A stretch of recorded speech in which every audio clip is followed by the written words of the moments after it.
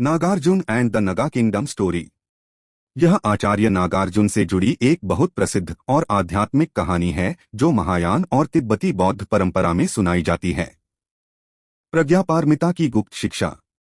जब गौतमा बुद्धा ने गहरी ज्ञान की शिक्षा दी, जिसे प्रज्ञापारमिता सूत्रास कहा जाता है, तब उस समय बहुत से लोग इन गूढ़ शिक्षाओं को समझने के लिए तैयार नहीं थे।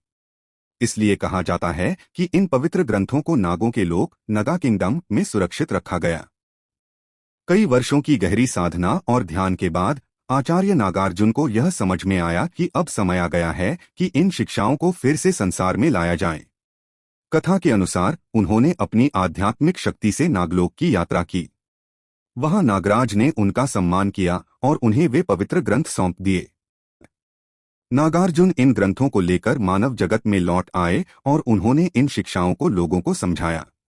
इन्हीं शिक्षाओं के आधार पर उन्होंने शून्यता का दर्शन स्पष्ट किया और प्रसिद्ध ग्रंथ एमएल माध्यम का क्रिक की रचना की। कहानी का संदेश।